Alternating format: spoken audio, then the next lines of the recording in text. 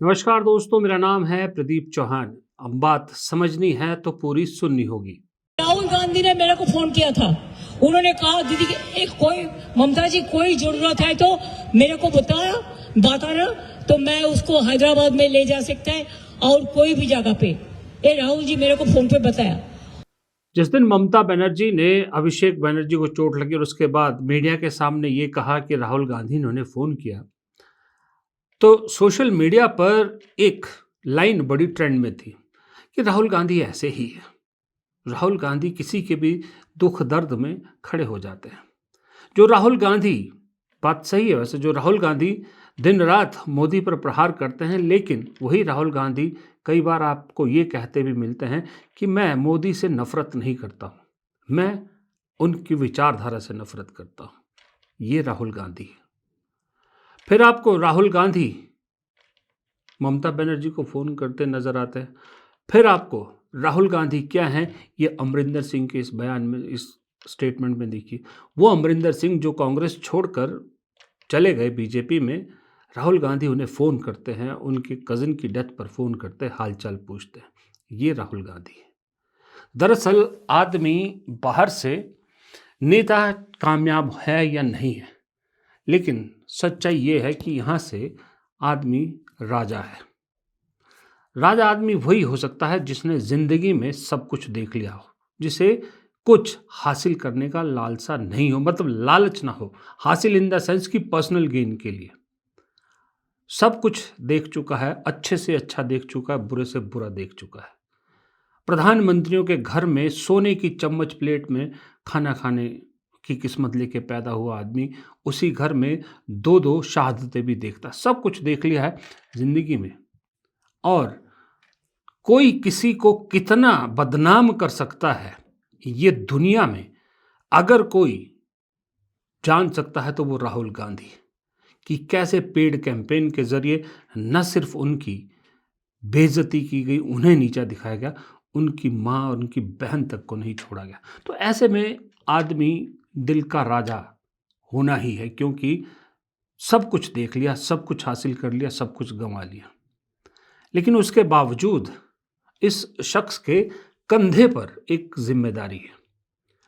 वो जिम्मेदारी है कि देश का वो आदमी, देश का वो इंसान या देश का वो वासी जिसे इस मौजूदा सिस्टम से छुटकारा चाहिए, जिसे इस मौजूदा सिस्टम से तकलीफ है, जिसे इस मौजूदा सिस्टम के खिलाफ आवाज़ उठानी है, उन सब की उम्मीद, उन सब की आवाज़ राहुल गांधी है।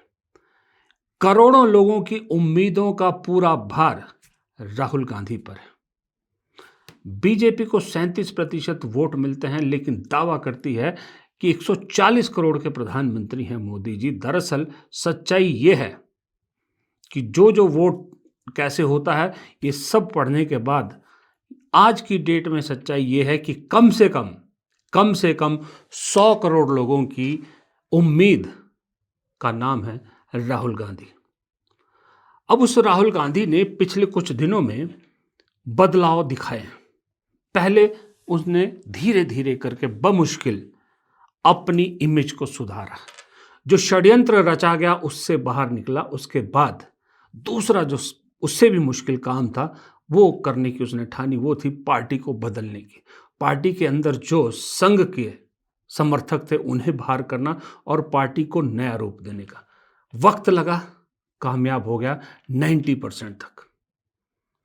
और उसका नतीजा ये हुआ कि इस वक्त राहुल गांधी ने फिर कहा कि अब अपनी लीडरशिप में भी बदलाव लाने की ज़रूरत है, तो ताबड़तोड़ फैसले जो उम्मीद की जानी चाहिए हाईकमांड से वो शुरू किए। और मैं फिर रिपीट नहीं करूंगा, जो हाल फिलहाल में राहुल गांधी ने फैसले लिए हैं उनकी तारीफ ही तारीफ चारों तरफ हो रही है, कहीं भी कोई उसका नेगेटिव नहीं गिन रहा। बदलाव किए ताबड़तोड़, लेकिन ये सब तो ठीक है संगठन के रूप में। सवाल ये उठता है कि राहुल गांधी को खुद में भी कुछ बदलाव लाने की ज़रूरत है।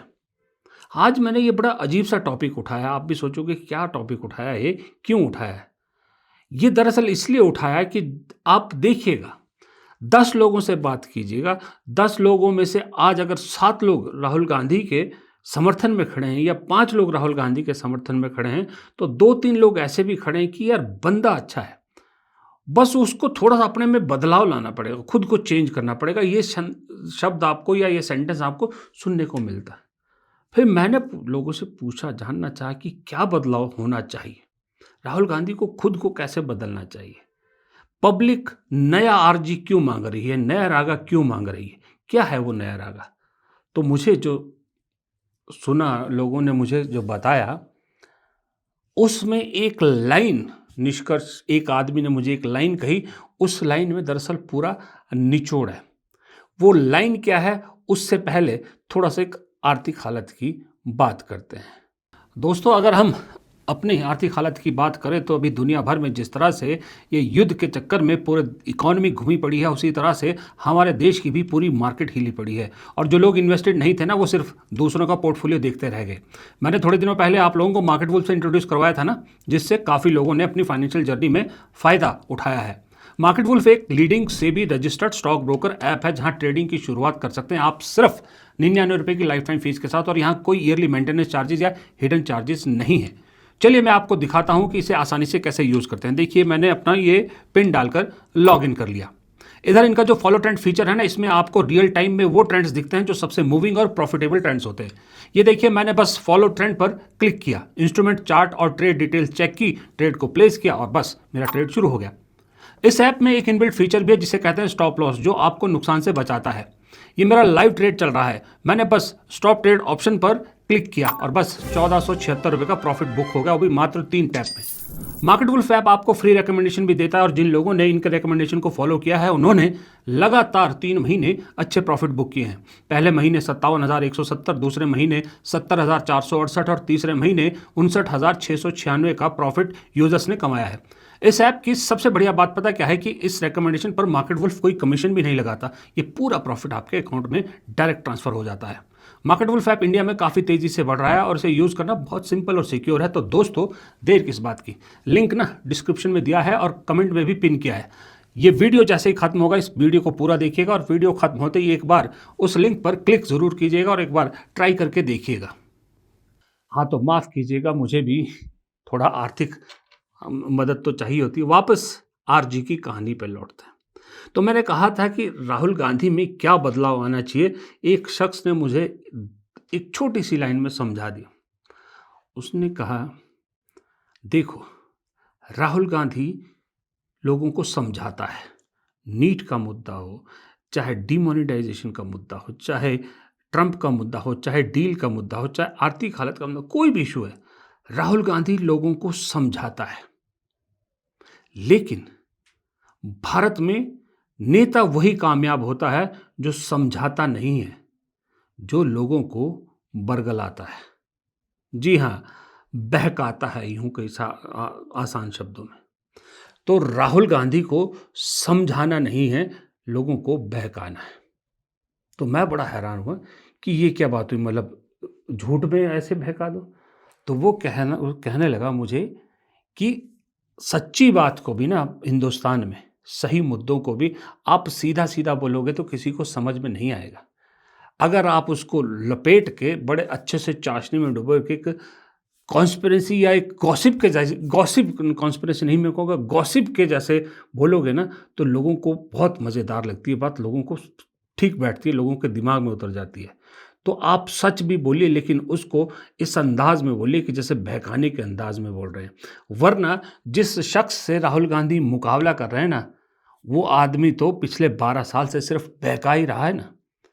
15 लाख अकाउंट में आने से लेके विश्व गुरु की और तीसरे नंबर की इकॉनमी तक हर चीज़ में बहकाया ही है ना उस आदमी ने। राहुल गांधी कम से कम सच तो बोल रहा है, बस उस सच को बोलने का स्टाइल ऐसा हो जैसे किसी को बहकाने का स्टाइल होता है। इसमें लोग बखूबी आपकी बात पे इंतज़ार करते हैं। मोदी उसका एग्जाम्पल है। तो ये मुझे बड़ी सटीक लगी बात कि यार बात तो सही है, लेकिन इसके लिए भी एक कला चाहिए। बहकाना हर किसी के बस की बात नहीं, खास करके राहुल गांधी की तरह जो स्ट्रेट सच्चा सीधा आदमी है, जो झूठ नहीं बोल पाता है और जो ना डरता है ना कुछ, वो कैसे करेगा ये काम। तो उसके भी 3 जब अलग अलग लोगों से बात होती है तो 3-4 चीज़ें निकलती हैं। मुझे मालूम है इस वीडियो को राहुल गांधी की टीम के लोग भी देख रहे होंगे, तो मेरी उनसे गुजारिश है, ज़रा आइडिया दीजिएगा उनको। सबसे पहले राहुल गांधी इम्पॉर्टेंट इश्यूज और सबसे ज़्यादा नज़रों में आते हैं कब? जब वो संसद में बोलते हैं। लोगों को ये लगता है कि इस देश में आज बीजेपी अगर किसी के दम पर इतनी बड़ी पार्टी बनी है, वो है हिंदी बोलने वाले लोग, हिंदी पार्टी के लोग।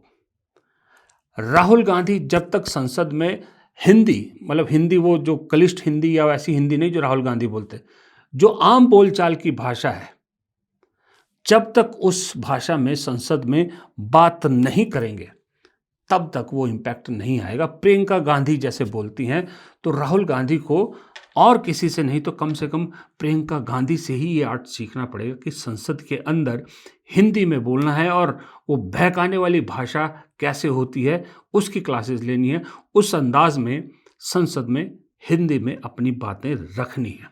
ये पहला पॉइंट था।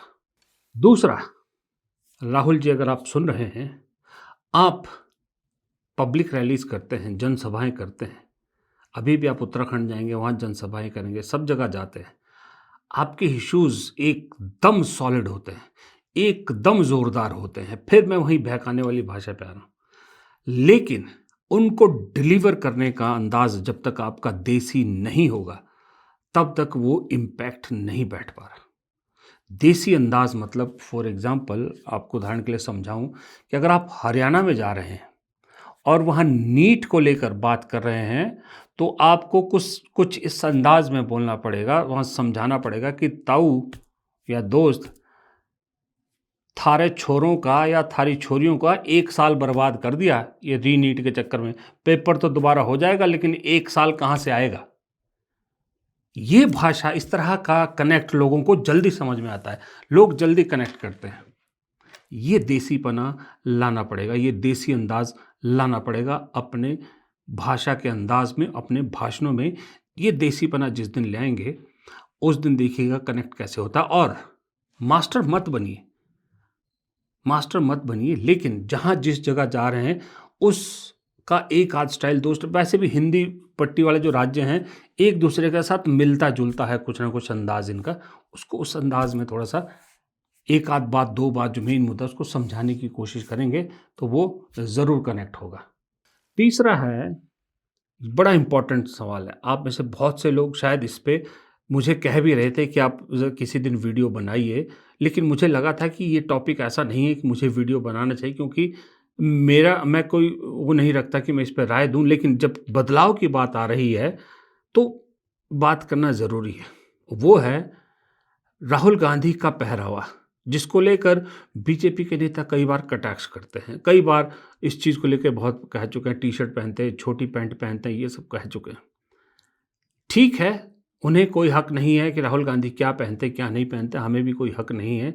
लेकिन अगर जब मैं एक आदर्श नेता की छवि बुनता हूँ तो वहाँ मुझे टी शर्ट तो बहुत अच्छी लगती है, टी शर्ट अच्छा है, लेकिन वाकई में नीचे जो एक छोटी पैंट या जो कार्गो पैंट है वो थोड़ी अखरती है। मैं पर्सनल बात कर रहा हूँ, मैं ज़रूरी नहीं कि आप सब मुझसे एग्री करो। मुझे कभी कभी कभी ठीक है, मैं ये नहीं कह रहा कि उसका तुरंत छोड़ दीजिए, कभी ठीक लगती है, कभी अच्छी लगती है, वो चलता है ओकेजनल। आप वाइट टी शर्ट के साथ आपने वो कॉम्बो बना रखा है, लेकिन बीच बीच में आपने देखा होगा कि Rahul Gandhi blue T shirt भी पहनते, आपने ब्लैक टी शर्ट पे भी देखा है, ग्रीन टी शर्ट पे भी देखा है। और लिटरली मैं सही बता रहा हूँ आपको, राहुल गांधी के जब अलग रंग के कपड़ों में कोई तस्वीरें, कोई वीडियोज़ आते हैं तो आँखों को बहुत अच्छे लगते हैं देखने में, कि डिफरेंट कुछ लगते हैं राहुल गांधी। और वो एक जो मोनोटोनिस हो गया ना सफ़ेद टी शर्ट में देखते देखते, वहाँ एक दूसरे कलर की टी शर्ट जब दिखती है तो बहुत अच्छा लगता है देखने को। इसका मतलब ऐसा भी नहीं है कि राहुल गांधी ने सफ़ेद टी शर्ट पहनने की कसम खाई है। अगर वो दूसरे रंग की टी शर्ट पहन सकते हैं तो उन्हें, मुझे लगता है, ज़्यादा टी शर्ट रखिए, लेकिन सब रंगों को ज़रा बराबर तरजीह दीजिए। उससे क्या है कि देखिए, आजकल ज़माना सोशल मीडिया का है, ये इतनी सी स्क्रीन का वक्त है। जब इस स्क्रीन पे आपकी अलग अलग बेहतरीन तस्वीरें आएगी, खास करके जेन ज़ी जिनके साथ आप जुड़ना चाहते हो, जब आप रील्स बनाते हैं, आपकी टीम रील्स बनाती है ना, तो वो अलग अलग कपड़ों में अलग अलग स्टाइल में जो रील आती है ना, तो कनेक्ट होता है, लोग जुड़ते हैं, लोग को अच्छा लगता है, पसंद करते हैं। उसी तरह से पैंट में भी कभी कार्गो पहन रहे हैं, तो कभी आप जीन्स पहन लीजिए, कभी आप फॉर्मल पहन लीजिए, कभी आप कुछ और पहन लीजिए, लेकिन ऊपर अगर आप अलग-अलग बदल सकते हैं रंग, तो नीचे भी थोड़ा-सा बदलिए, क्योंकि पर्सनैलिटी भी बहुत मैटर करती है। मोद ईमानदारी से बता रहा हूँ मैं आपको, क्योंकि 28 साल पूरे हो गए टेलीविज़न में काम करते हुए। मैं समझता हूँ टेलीविज़न की भाषा क्या है। टेलीविज़न की भाषा शब्द नहीं है, टेलीविज़न की भाषा वीडियोज़ हैं, विजुअल्स हैं, तस्वीरें हैं। और मोदी जी ये अच्छी तरह से जानते हैं कि ये जो एक इमेज मोदी जी की बनी है ना, 56 इंच का सीना, ये उसमें एक बहुत बड़ा रोल मोदी जी के पहरावे का और मोदी जी का जो स्टाइल है, उसका एक बहुत बड़ा हाथ है कि मोदी जी की जो फ़ैन फॉलोइंग है। मोदी जी कहते हैं कि मैं चाय वाला हूँ, चाय बेच के यहाँ तक पहुँचा हूँ, लेकिन कपड़े दिन में 4 बार भी बदलते हैं। मैं वो नहीं कह रहा कि राहुल गांधी दिन में 4 बार बदलें, लेकिन एक ही चीज़ को बार-बार रिपीट करने से भी ना थोड़ा-सा लोग बोर हो जाते हैं, क्योंकि नेताओं की बातें भी रिपीट होती है। अगर राहुल गांधी एक दिन में 4 सभाएँ संबोधित कर रहे हैं, तो चारों सभाओं में ऑलमोस्ट 90% एक तरह की बातें होती हैं। तो वो लोग सुन के बोर हो जाते हैं। तो कम से कम अगर आपको सुनने वाले बोर हो रहे हैं, तो देखने वाले तो बोर ना हो ना, कम से कम देख के आपके साथ कनेक्ट बने रहे।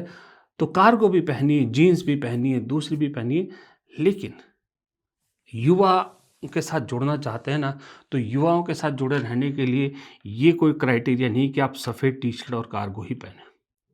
आप दूसरे रंग की टी-शर्ट और दूसरी पैंट, जीन्स भी पहन सकते हैं। युवाओं के साथ कनेक्ट आपका बना रहेगा। और बीच-बीच में अगर आप बहुत बढ़िया सा एक वेल फिटेड कुर्ता पजामा भी पहनेंगे ना, तो वो भी ज़बरदस्त इम्पैक्ट छोड़ेगा। ये मेरा पर्सनल आंकलन है, क्योंकि एक दूसरे नेता है राहुल गांधी के साथ, अब एक और दूसरे नेता आजकल हो गए हैं, जो वो भी मोनोटोनस हो गए हैं।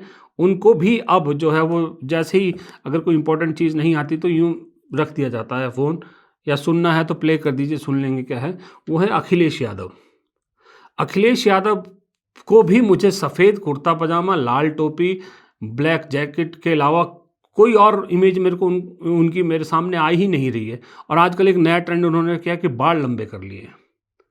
अब मुझे नहीं मालूम कि राहुल गांधी का जैसे भारत जोड़ो यात्रा के बाद से एक टशन हो गया है कि एक अब टशन है या उनका कुछ वो है टी-शर्ट और पैंट पहनने का, वैसे ही मुझे लग रहा है अखिलेश यादव ने भी शायद कसम खाई कि जब तक यूपी की सत्ता हासिल नहीं करूँगा तब तक बाल नहीं काटूँगा, क्योंकि उनके भी बाल लगातार लंबे होते जा रहे हैं। तो वो भी एक मोनोटोनस हो गया है। मैं ये सारी चीज़ें इसलिए कह रहा हूँ कि हमारी पीढ़ी के साथ आपको जुड़ने में दिक्कत नहीं है। हमारी पीढ़ी डिसाइड नहीं करेगी कि मोदी जी कब हटेंगे, कांग्रेस कब सत्ता में आएगी, या अखिलेश यादव यूपी में कब जीतेंगे। हमारी पीढ़ी अब बैक बेंचर है, और हमसे आगे वाली पीढ़ी तो बहुत ही बैक बेंचर है। हमसे जो आगे है वो ये युवा हैं, 18 से लेके 35 साल तक, या 18 से लेके 40 साल मान लीजिए आप। ये एज ग्रुप को कैटर करना है आपको भाई साहब, तो सिर्फ़ और सिर्फ बातों से ये नहीं है। इनके साथ आपको यूँ इस तरह से भी कनेक्ट करना पड़ेगा। राहुल गांधी यूँ भी सबके साथ मिलते हैं, बैठते हैं, कभी स्टूडेंट्स के साथ, कभी युवाओं के साथ, कभी ऑटो ड्राइवर के साथ, सबके साथ बैठते हैं। ये वीडियोज़ के थ्रू ही आप कनेक्ट बनाने की कोशिश करें, तो ये कनेक्ट बनाना भी इनके साथ बहुत ज़रूरी है कि आपकी तस्वीर अच्छी लगे लोगों को। अभी आप उनको अच्छे लग रहे हैं जो आपकी बातों को समझ रहे हैं, पर हमारी जेन ज़ी ज़्यादातर देखने वाली है, सुनने वाली कम है, देखने वाली ज़्यादा है। उन देखने वालों को अपने साथ जोड़ने के लिए ज़रूरी है कि शोशेबाजी कुछ मोदी जितनी नहीं, मोदी जी की शोशेबाजी का तो अलग ही लेवल है ना, वो नहीं, कम से कम उसका 20% शोशेबाजी आपको भी अपनी पर्सनैलिटी में इनहेरिट करनी पड़ेगी। इम्पैक्ट नए रागा का कुछ और ही होगा। तो दोस्तों हर बार की तरह जाते जाते फिर आपको याद दिला दूं कि मार्केट वुल्फ ऐप के 2 मिलियन से ज़्यादा डाउनलोड ऑलरेडी हो चुके हैं और ये iOS और एंड्रॉयड दोनों पर अवेलेबल है। तो इस ऐप के साथ अपनी ट्रेडिंग जर्नी शुरू कीजिए। डिस्क्रिप्शन में लिंक है, कमेंट में पिन किया हुआ है। और अपने इस दोस्त को दीजिए इजाज़त।